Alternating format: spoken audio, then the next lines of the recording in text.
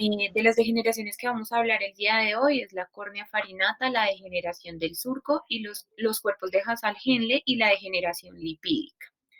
Entonces, iniciamos con la córnea farinata. Entonces, la córnea farinata es un trastorno degenerativo, o sea, habla de que son cambios involutivos, una afección degenerativa, pues que va a estar asociada con la edad avanzada, ya que rara vez se ha documentado en personas menores de 40 años.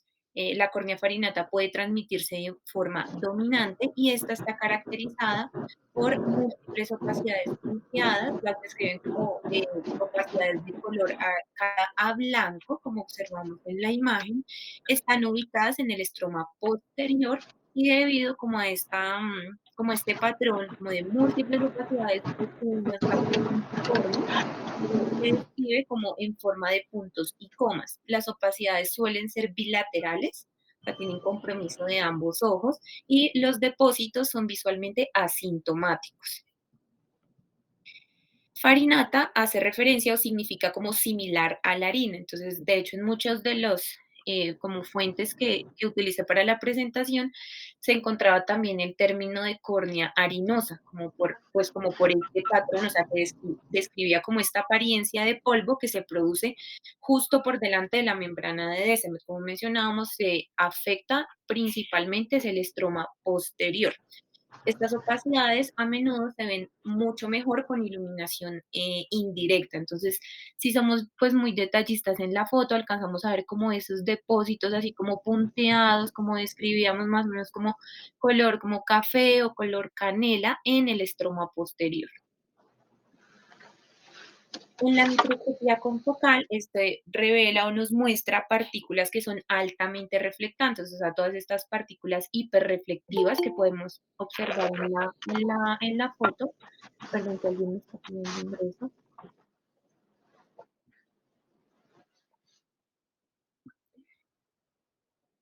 Listo, entonces todas estas partículas como hiperreflectivas, como se observan en el estroma profundo, las vamos a encontrar adyacentes a las células del endotelio. En esta degeneración, en la córnea farinata, no se detectan anomalías en otras capas de la córnea, es decir, únicamente alteraciones del estroma posterior. Los depósitos se cree que consisten en depósitos de lipofuscina. Si recordamos, la lipofuscina es un pigmento degenerativo que aparece en algunas células como en su proceso de envejecimiento normal. Entonces se cree que estos depósitos son principalmente de lipofuscina, que por eso tienen como esta característica hiperreflectante en la microscopía confocal. La causa de esta degeneración es actualmente desconocida, sin embargo, se han informado que pueden haber mutaciones en el gen de la enzima esteroide sulfatasa.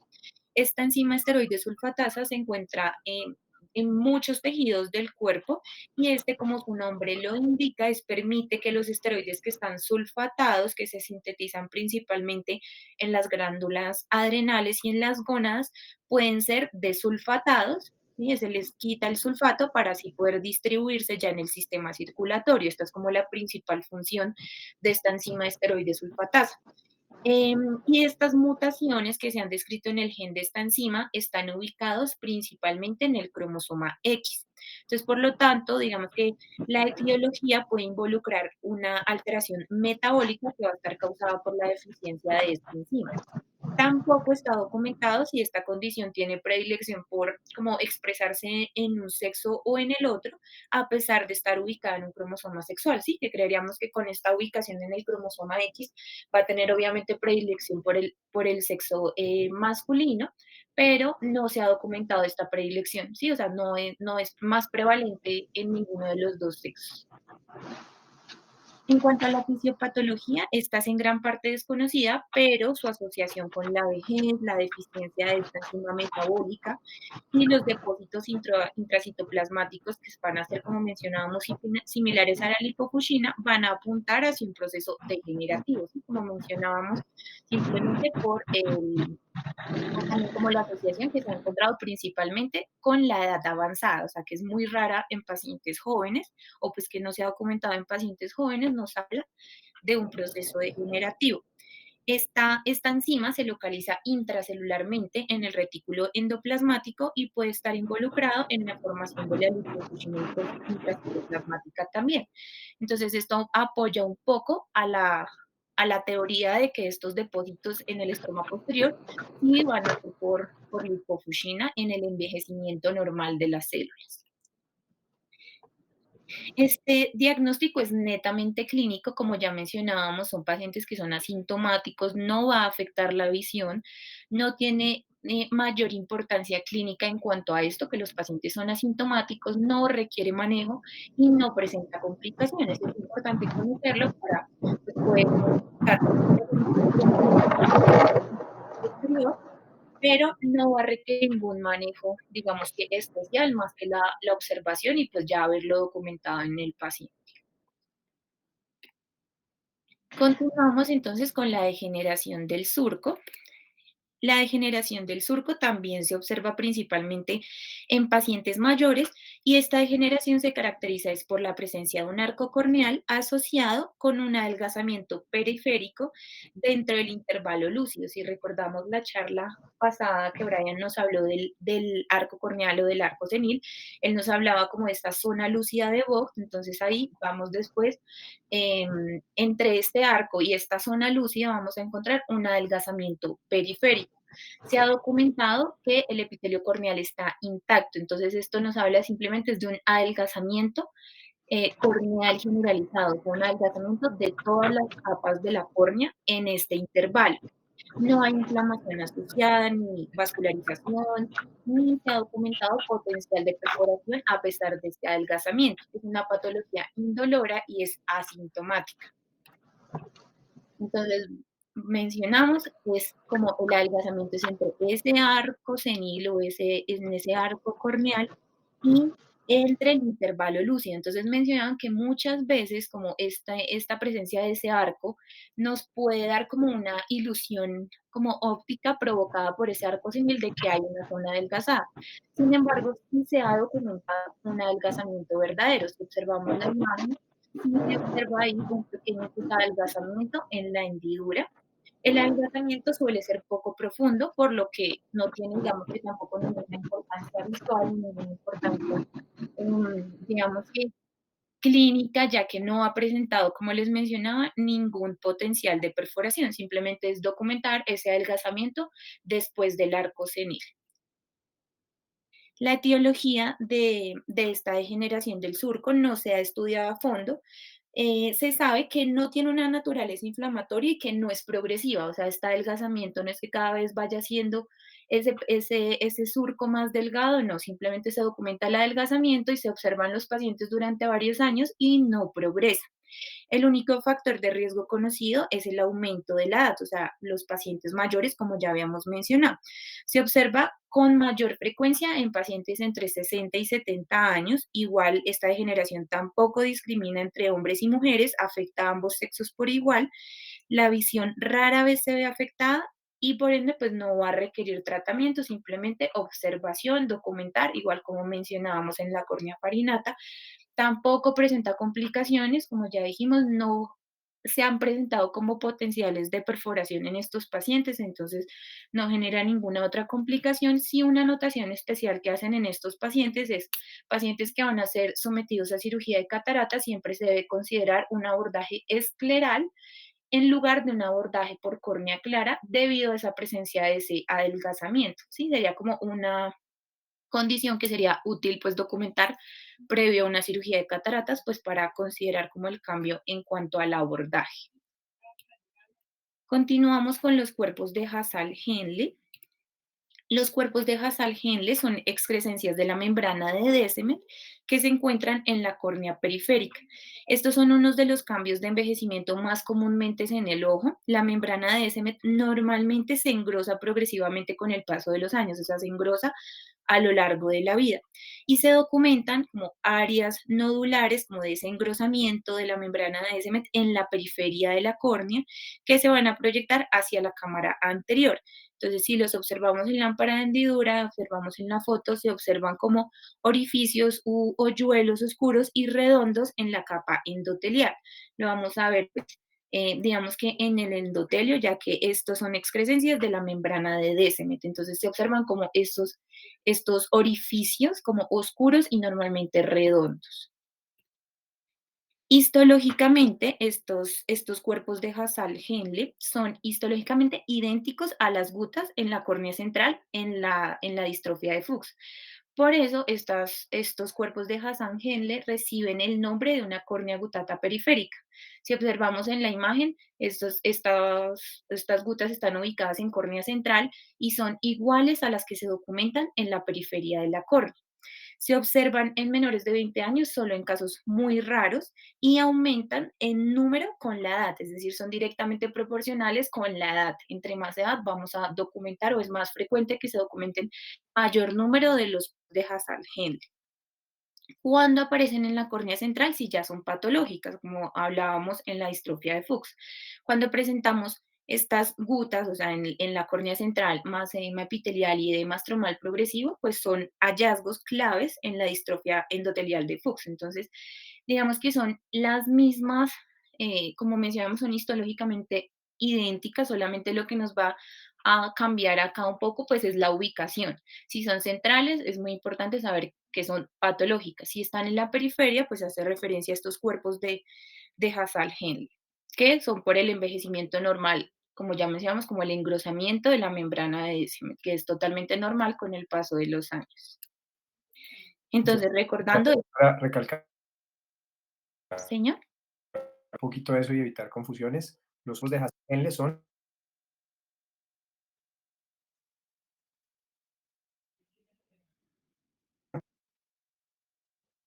aló, aló, No se escucha. es que pensando esto.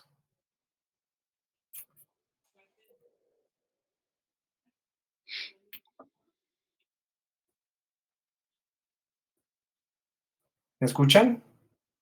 sí, señor. Ah, bueno, no, que les estaba diciendo que fusiones. Bueno, ven, y había una cosa que tú dijiste al principio. Esto es una pregunta para Viviana. ¿Cuál es la técnica de iluminación indirecta o cómo haces tú la técnica de iluminación indirecta en la lámpara de hendidura? Viviana está, sí.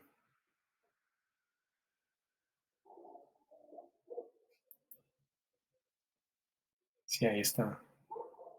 ¿Será que me escucha o será que...?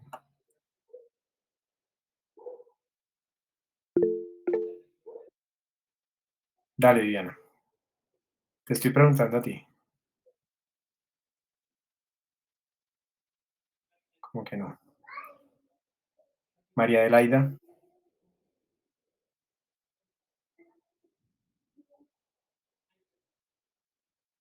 María Adelaida está. Hola, sí, perdón. Es que estoy en el celular y no encontraba el botoncito. ¿No Doc, encontrabas en eso Google? sería, no, el botón, doctor, para Ok. poner el audio. Doctor, si no estoy mal, la técnica es poner 45, a 45 grados la luz. Esa es la O sea, técnica de iluminación directa. La mm, indirecta, como su nombre lo dice, tú pones la luz, pero realmente tú examinas es lo que está adyacente. Es decir, no estás viendo lo que estás iluminando, sino estás viendo es lo que está al lado. ¿Listo? Por eso lo que explicaba ahorita al principio, María Paula, si quieres pon la primera, eso. Sí, señor.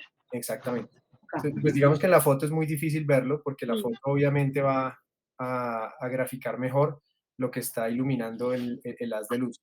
Pero realmente lo que vamos a estar examinando es lo que está al lado del haz de luz. ¿Listo? Esa es la técnica de iluminación indirecta. Esto sirve muchísimo para diferenciar o para diagnosticar muchas de las degeneraciones y de las distrofias corneales. Entonces es importante que ustedes aprendan a valorar mediante esta técnica.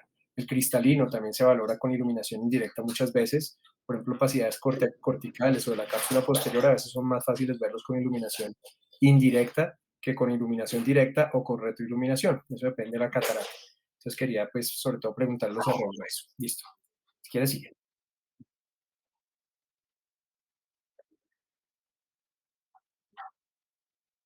El reflejo especular, digamos que es parecido, pero el reflejo especular realmente lo que te hace es, digamos que es una técnica de iluminación indirecta, pero realmente en el reflejo especular lo que está haciendo es ese haz de luz que alcanza a iluminar por reflejo, por reflexión, eh, toda la laguna. En los libros siempre ponen el ejemplo es de un lago, ¿no? De cuando la luz del sol ilumina el lago y como que ilumina toda la superficie de la laguna. Entonces, digamos que son un poquito diferentes. La iluminación indirecta es como mirar lo adyacente, el otro es como el reflejo que hace la luz.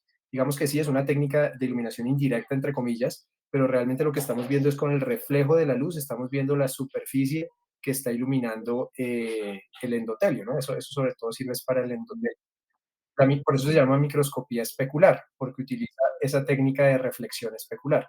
Realmente no es técnicamente iluminación indirecta, sino es reflexión especular. ¿Listo? Para la segunda distrofia que me estabas mencionando, es importante entonces, por ejemplo, perdón, para los cuerpos de Hasal-Henle, estos, la tercera. Para los cuerpos de Hasal-Henle es importante, por ejemplo, si queremos evaluar mediante una microscopía especular esas lesiones periféricas, hay que poner ahí, ¿no? Evaluar periferia corneal, si uno quisiera. Una buena foto de eso nos muestra bien todos esos cuerpos de Hasal-Henle. Cuando se estén tomando recuentos de células endoteliales, especialmente para cirugía de catarata, ustedes tienen que verificar que la toma sea en el centro de la córnea, en la córnea que nos importa. Realmente, si el examen está tomado en la periferia de la córnea, puede que ese recuento inclusive salga bajito, pero estas alteraciones realmente no van a afectar, como tú explicabas, la córnea central y no van a descompensar una córnea. Entonces, esas cositas es importante que las sepan. Esto de las degeneraciones corneales, hay muchas que son benignas realmente, pero pues es importante que ustedes las aprendan para que cuando las vean sepan qué es lo que están viendo, y pues no pidan valoración en córnea. No, mentira, no es para eso, sino para que ustedes sepan lo que están viendo y pues no se confundan de pronto con otras cosas que sí pueden ser patológicas. Esto realmente lo que tú has mencionado, no es, ninguna de estas cosas son patológicas, son hallazgos incidentales y realmente ninguno necesita tratamiento. Pero hay muchas veces que si uno no sabe qué es lo que está viendo y no está acostumbrado a ver este tipo de cosas, pues uno se puede confundir y puede creer que es algo patológico. Entonces, esta es la importancia de estas degeneraciones. Bueno, dale, si quieres sigue. Listo. Bueno, entonces, como mencionábamos, es muy importante tener en cuenta la ubicación periférica de estos cuerpos y que, como mencionamos, puede ser un proceso, digamos, normal de envejecimiento de la córnea. Puntualmente, pues en esta degeneración, el envejecimiento o el engrosamiento progresivo de la membrana de Descemet no tiene implicaciones clínicas teniendo en cuenta su ubicación periférica y por ende no requiere manejo, sino pues igual podemos observar estos pacientes que la ubicación de estos cuerpos siempre sea periférica. Continuamos entonces con la degeneración lipídica. Esta degeneración lipídica tiene dos formas, una forma primaria y una forma secundaria. Entonces, iniciamos hablando de la forma primaria.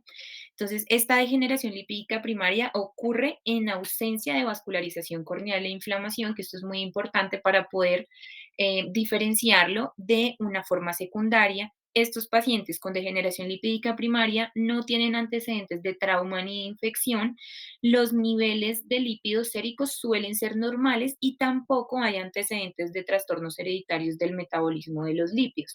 Entonces, de acuerdo a todas estas características que mencionábamos, que no vascularización, no inflamación, no trauma, no infección, digamos que sin dislipidemia, sin antecedentes familiares, realmente tener una degeneración lipídica primaria verdadera es muy rara, pero pues hay que saber que existe y bajo estas condiciones.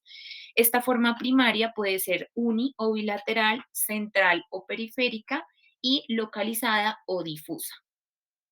En cuanto a los hallazgos histopatológicos, entonces lo que se documenta son pues, los depósitos de los lípidos en todas las capas de la córnea, pero se ha encontrado como mayor acúmulo de estos lípidos en la mitad del estroma. Sin embargo, se documenta en todas las capas de la córnea, eso es lo que es como más acumulado los lípidos en la mitad del estroma.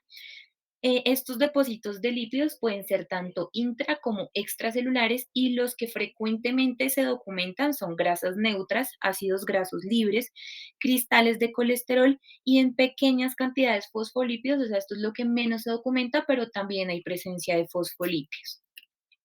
Entonces, como mencionábamos, esta degeneración en su forma primaria puede ser central o periférica. Esto de pronto lo hemos visto que aparenta como si fuera un arco corneal, un arco senil, pero pues son pacientes mucho más jóvenes que nos hacen pensar que pueden tener una degeneración periférica, en una degeneración lipídica primaria periférica. Eh, perdón, yo alzaba Juan José. Una Tranquilo. pregunta para Nicolás. Histológicamente, ¿qué es el gerontoxon? El gerontoxon, Doc. Muy no, no sé, profe. A ver, preguntémosle a Felipe, Felipe Pineda. Exactamente. Entonces, realmente el gerontoxon es un tipo de degeneración lipídica, es un tipo de degeneración lipídica asociada al paso de los años, pero histológicamente son depósitos de lípido. El gerontoxon se caracteriza porque son unos depósitos de lípido muy ordenados, que como mencionaba la vez pasada Brian, empiezan en un sector y después se generalizan en 360 grados, se unen, ¿no? Aquí, por ejemplo, en esta foto que tú tienes, ahí le falta un poquitico, como hacia las 3:10 de las 9, le falta un poquitico más de concentración de los lípidos. Pues realmente el gerontoxon es una degeneración lipídica periférica.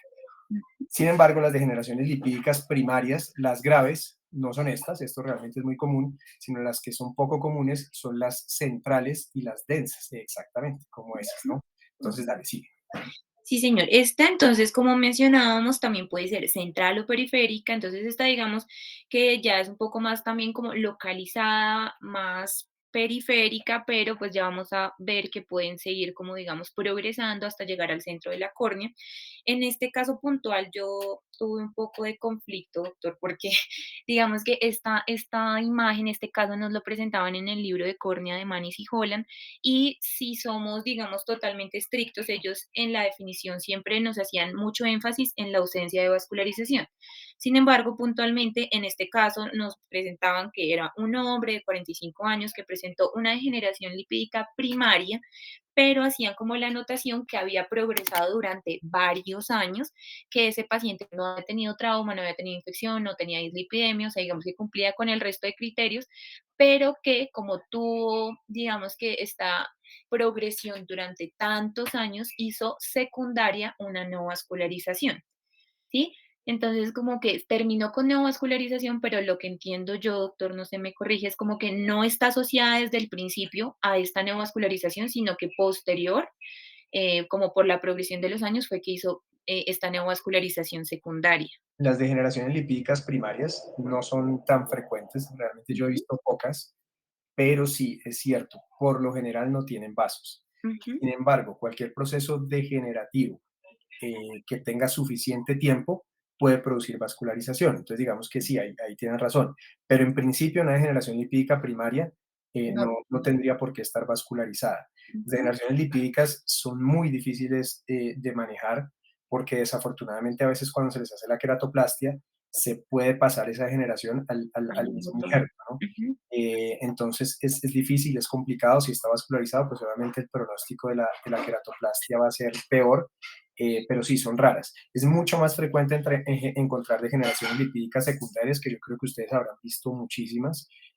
La degeneración lipídica secundaria o los depósitos de lípidos secundarios e inflamación de la córnea son muy comunes y por lo general están asociados a vascularización. Entonces, cada vez que ustedes vean esas manchas amarillas densas en el estroma de la córnea, esos son depósitos de lípido y eso ustedes lo pueden describir en la lámpara de hendidura como degeneración lipídica. ¿Listo? Yo inclusive ahorita que estábamos hablando del gerontoxon, a veces como para no escribir gerontoxon pongo degeneración lipídica en 360 grados. ¿Qué cambia eso? Pues nada, realmente es como por no escribir gerontoxon y por estar variando, pero realmente es lo mismo, decir degeneración lipídica periférica o gerontoxon, ¿listo? Pero ya hablando de estas degeneraciones lipídicas densas, las primarias en teoría no tendrían vascularización en principio. Y lo difícil con esto es que esto tiende a crecer y puede comprometer el eje visual, lo cual puede, pues, obviamente ser catastrófico para la visión del paciente. listo, entonces, y como mencionamos, en principio las primarias no tienen esta neovascularización, por eso ellos hacían como este énfasis en este paciente con la frase de ha progresado durante varios años, o sea, inició con esta degeneración lipídica primaria y posteriormente, con el paso de los años, hizo la neovascularización secundaria. Igual en este caso, pues observamos igual esa degeneración lipídica un poco más periférica, más localizada, digamos que aquí sí cumpliría un poco con el tema de no neovascularización, bueno, no sé si de pronto acá, pero haría más o menos referencia a esto. Entonces lo describiríamos así como mencionaba el doctor, la degeneración lipídica, o sea, el depósito de lípidos, sobre todo en el estroma medial de la córnea, y con esta localización, pues como mencionábamos, que podría ser más localizada, un poco más difusa o central o periférica. Acá es otro caso que, como ya mencionábamos, estas degeneraciones lipídicas pueden ir aumentando cada vez más de tamaño hasta que pueden llegar a comprometer el eje visual. Entonces, aquí si observamos es mucho más densa, o sea, ya digamos que no sé si llamarlo localizado, porque pues esto ya digamos que tiene gran compromiso de la córnea, pero sí es muy densa este depósito de lípidos y pues este paciente, pues ya con ese compromiso del eje visual, pues obviamente como mencionaba el doctor, nos habla también de un mal pronóstico, sobre todo en aquellos pacientes que requieren el manejo quirúrgico. La causa de este trastorno es incierta, pero puede deberse, o se cree que se puede deber al aumento de la permeabilidad vascular de los vasos limbares. También se cree que la etiología puede ser una actividad metabólica alterada de los queratocitos que por esta alteración metabólica van a permitir la liberación de este material graso en el estroma de las células. La afectación de la córnea central, como ya mencionaba el doctor, puede resultar en una disminución de agudeza visual muy marcada que puede pues requerir una queratoplastia penetrante. Sin embargo, como ya también nos decía el doctor, esta infiltración grasa o estos depósitos de lípidos pueden reaparecer después de la queratoplastia. Entonces, estos pacientes con estas degeneraciones, igual, así ya se haya quitado, digamos que esta lesión, estos depósitos lipídicos, después de la queratoplastia puede reaparecer esta degeneración lipídica. Ahora, con la forma secundaria, esta es la que conocemos como queratopatía lipídica. Entonces, aquí ya vemos que esta sí está asociada a vascularización corneal. Ocurre más comúnmente después de infecciones herpéticas, de traumas, de úlceras corneales, de queratitis intersticiales. Digamos que es como todo lo contrario a lo que veníamos hablando en las primarias, que mencionábamos en las primarias: no neovascularización, no infección, no trauma, ¿sí? No inflamación. En cambio, en estas secundarias tenemos todo eso, ¿sí? Principalmente infección, neovascularización después de traumas. Es más común en mujeres que en hombres, en una relación más o menos de 2 a 1. Las mujeres tienen un nivel más alto de HDL. Esto se cree que puede desempeñar un papel en el que sea, o sea, en este aspecto en que sea más frecuente en mujeres que en hombres, y se ha documentado que la queratopatía lipídica en mujeres se desarrolla antes de la menopausia. Entonces, como que tiene que ver un poco con este nivel de HDL un poco más alto. Y como mencionábamos también, puede, digamos que como esta predilección del sexo femenino, hablaban como que también podría tener un tema hormonal, como en el tema de dislipidemias. Entonces, sí se ha documentado que es un poco más frecuente en mujeres debido a estos dos aspectos. Esta, como mencionábamos, entonces sí está asociada, esta forma secundaria se está asociada a neovascularización corneal. Estos vasos son más permeables y tienen una menor capacidad para eliminar los lípidos. En estos casos podemos observar una regresión o una progresión de de estos depósitos lipídicos. La regresión local de estos depósitos la vamos a asociar con la normolipoproteinemia, es decir, en estos pacientes sí vamos a tener estas alteraciones en los lípidos, en los niveles séricos, perdón, de lípidos, o sea, sí van a tener una dislipidemia, digamos que documentada. Entonces, en estos pacientes es muy importante el control de esa dislipidemia, ¿sí? De esa hiperlipidemia, porque nos puede ayudar a pues a llegar a una regresión de estos depósitos de lípidos. Por el contrario, cuando tenemos una progresión, nos habla de que continuamos con una hiperlipoproteinemia. El infiltrado corneal es, digamos que muy parecido, que como lo mencionamos, como gris a blanco, amarillento, estos depósitos, y el inicio suele ser gradual, pero puede llegar a ser repentino y un poco como más agudo y provocar una disminución rápida de la visión. Sin embargo, lo usual es que sea de inicio un poco más como insidioso y gradual, no tan agudo.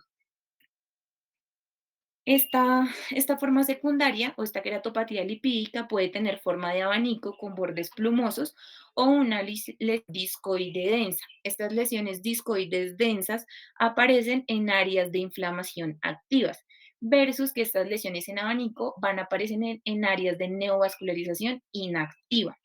En estos casos se pueden ver cristales que representan el colesterol, sobre todo en los bordes de la lesión. Las grasas son muy similares a las que ya habíamos mencionado en la degeneración primaria, de grasas neutras, ácidos grasos libres, cristales de colesterol y en menor proporción fosfolípidos. Eso sí, digamos que es muy similar en cuanto a las dos formas o a las dos maneras de presentación. La regresión de la lesión ocurre con más frecuencia cuando estas degeneraciones o estas queratopatías lipídicas están relacionadas con una inflamación activa.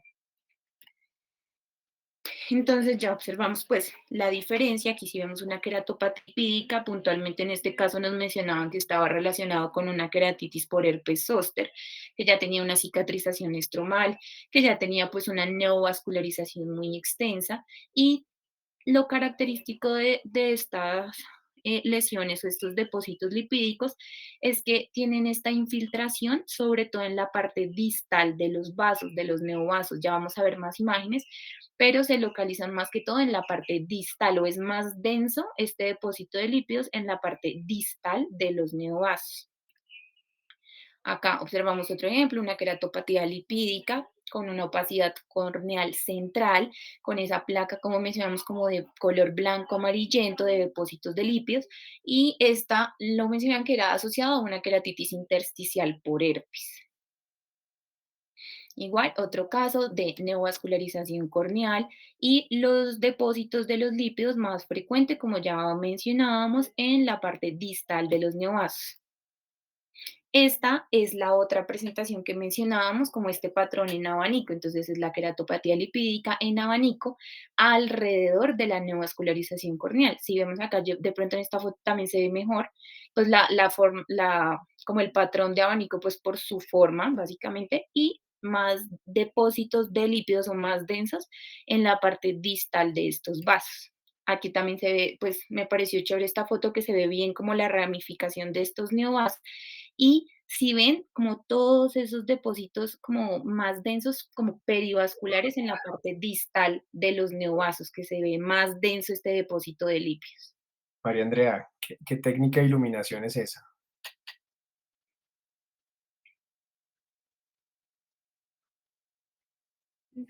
¿Alguien quiere decir? Dispersión escleral. Eso. ¿Cuál, perdón? ¿Pueden repetir? ¿Quién habló? Dispersión Que no escleral. se habla, hablaron mucho del tiempo y no escuché. ¿Quién habló? Digan su nombre y hablen.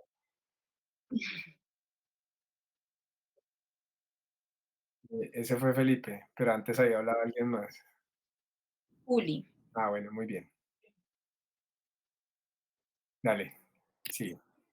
Bueno, entonces en estos pacientes, pues como hemos visto ya digamos que un compromiso mucho más extenso, con mucha neovascularización, pueden llegar a requerir una queratoplastia necesaria, penetrante puede ser necesaria sobre todo cuando el eje pues, visual está afectado y hay una disminución muy marcada de la agudeza visual. Sin embargo, pues pasa lo que ya mencionábamos, que puede haber perdón, una como reaparición de esta queratopatía lipídica, inclusive ya pues en el tejido donante y sobre todo pues va a haber mucho más riesgo en estos pacientes como algunas de las imágenes que ya veíamos que tienen esa neovascularización tan extensa. Se ha documentado que el tratamiento de estos neovasos con fotocoagulación láser de argón puede llegar a disminuir como la densidad y la extensión del depósito de lípidos. Como pues ya habíamos mencionado en todas estas fotos, es más denso el depósito de estos lípidos, sobre todo en esos vasos. Entonces, como que tratando un poco con fotocoagulación láser en estos vasos, se puede lograr como disminuir la densidad de ese depósito de lípidos. También se ha utilizado la terapia fotodinámica con verteporfina. Esta sí mencionaban que se ha utilizado con éxito en modelos animales y hay algunos ensayos en humanos actualmente también para la queratopatía lipídica, pero pues todo esto digamos que todavía está en estudio, pero es algo que también se ha empezado a hablar un poco ahora, la terapia fotodinámica con verteporfina. Se ha demostrado también que la administración de inhibidores o pues de anti-VEGF, ya sea tópicos, subconjuntivales o intrastomales, solos o combinados, también induce una regresión de esta neovascularización corneal y por ende nos ayuda también a reducir el depósito de los lípidos por este mismo patrón que ya mencionábamos. Si digamos que logro un poco de regresión de esos vasos, pues asimismo ya no voy a tener ese depósito tan denso en la parte distal de los vasos. Me quise robar la idea de Brian como del esquemita para que pues nos llevemos, digamos, como en qué parte de la córnea va a afectarnos cada una de estas degeneraciones. Entonces, si recordamos, la córnea farinata nos va a afectar más que todo estroma posterior. Los cuerpos de Hasal-Henle nos van a afectar membrana de Descemet. La degeneración del surco, como veíamos, es un adelgazamiento generalizado de todas las capas de la córnea, entonces nos va a afectar toda la córnea. Y la degeneración lipídica, como veíamos, también pueden encontrar depósitos en cualquiera de las capas de la córnea, pero es más frecuente o es más denso estos depósitos de lípidos, sobre todo en el estroma medial. Y listo, eso era lo que les traía para hoy. Súper. No, pues las cosas buenas hay que copiarlas, y me parece que eso que hizo Brian Sí, está fue una súper buena cool. idea, entonces yo creo que está bien que sigan haciendo eso y ya a todos les tocó hacer eso.